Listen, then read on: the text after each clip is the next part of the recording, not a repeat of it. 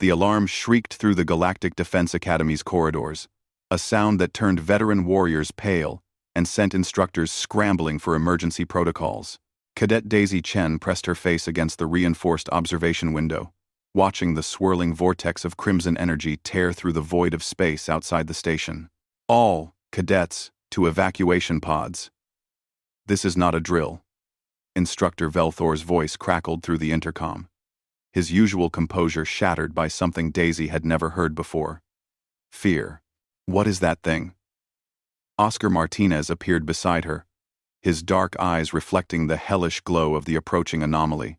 The human cadet's jaw was set in that stubborn line she'd come to recognize over their 3 years at the academy. Through the window, they watched as the phenomenon consumed everything in its path. Ships, debris, even light itself seemed to bend and disappear into the swirling mass. It was called the Void Eater by those who'd survived encounters with it. Those survivors were rare, ancient, incomprehensible, and absolutely unstoppable. Move! A 4-armed Krellian officer grabbed Daisy's shoulder, trying to pull her toward the evacuation route. She shrugged him off, her mind already racing through calculations. The Academy's main hall had transformed into chaos. Species from across the galaxy rushed in every direction, abandoning weapons, equipment, and 3 centuries of military tradition in their desperation to escape. Instructor Velthor stood on the central platform, his reptilian features twisted in resignation. "There is no defense against the Void Eater," he announced to the remaining cadets. "Every weapon we've developed, every shield technology, every tactic, all have failed. Our only option is retreat." "That's not acceptable." Oscar's voice cut through the panic like a blade. The instructor's eyes found the human cadet. "Cadet Martinez, this is not the time for your species' characteristic stubbornness. The Void Eater has destroyed civilizations that were mastering quantum mechanics, while your ancestors were still discovering fire." "Then maybe," Daisy said, stepping forward to stand beside Oscar, "they weren't stubborn enough." Velthor's laugh was bitter. "You think human determination can overcome a force of nature? No weapon can stop it, Cadet Chen. We've tried particle beams, antimatter warheads, dimensional disruptors. You've tried alien weapons," Oscar interrupted. He was already moving toward the Academy's armory, and Daisy followed, understanding dawning in her mind. "Oscar, wait," Velthor called out. But the humans were already gone. The armory was in disarray, advanced weapons scattered across the floor as cadets had grabbed what they could before fleeing. Oscar ignored all of it, heading straight for a locked cabinet in the back, the human equipment locker, rarely opened because most instructors considered Earth weapons primitive and quaint. "You can't be serious," Daisy said, though she was already helping him pry open the lock. "The Void Eater absorbs energy," Oscar said, his hands moving with practiced efficiency as he assembled components. "Every weapon they've thrown at it feeds it, makes it stronger. Energy signatures, exotic particles, quantum fluctuations, it eats them all." Daisy's eyes widened. "But kinetic force is just mass times velocity squared. No fancy particles, no energy signatures to lock onto." Oscar hefted the completed weapon, a railgun, devastatingly simple compared to the plasma rifles and neutron disruptors that lined the Academy's walls. Just a chunk of depleted uranium moving at a significant percentage of the speed of light. "That's insane," Daisy breathed. Then she grabbed a second railgun. They raced back to the observation deck. The Void Eater was closer now, close enough that they could see the spatial distortions warping the starfield around it. The evacuation pods were launching, streaking away like frightened fish fleeing a shark.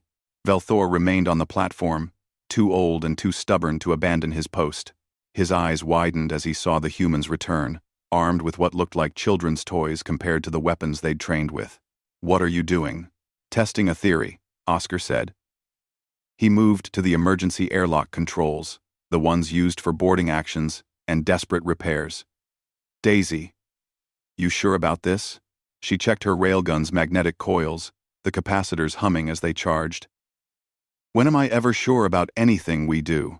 Oscar grinned that wild, reckless expression that had gotten them both into trouble more times than she could count. "That's what I like about you." They cycled through the airlock together, magnetic boots clamping to the station's hull. The void stretched before them, and at its heart, the Eater pulsed and writhed. A wound in reality itself. "Instructor," Oscar's voice crackled over the comm. "If this works, humanity would like to formally apply for advanced weapons training status. And if it doesn't?" Velthor asked. "Then tell them we tried something stupid and human." Daisy sighted down her railgun. Compensating for the target's movement and the strange gravitational distortions surrounding it, they fired simultaneously.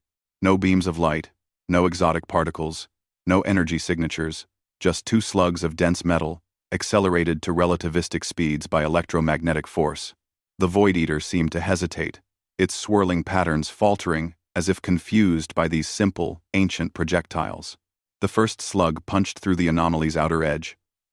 The second followed, and suddenly the Void Eater was recoiling, its structure destabilizing as kinetic force, pure, simple, unglamorous kinetic force disrupted patterns that had withstood every advanced weapon in the galaxy. "Impossible," Velthor whispered. Oscar was already loading another round. "You know what they say about us humans, Instructor. We're too stupid to know when something's impossible." Daisy fired again. Then again, each shot tearing through the anomaly like bullets through smoke. The Void Eater thrashed, its crimson energy flickering and fading. And then, with a sound like reality sighing in relief, it collapsed into nothing. Silence fell across the Academy's observation deck. "I'll be damned," Velthor said finally. "The humans did it." Oscar and Daisy cycled back through the airlock, their railguns still warm from firing. The instructor approached them slowly, his expression unreadable. "Cadet Martinez, Cadet Chen." He drew himself up to his full height.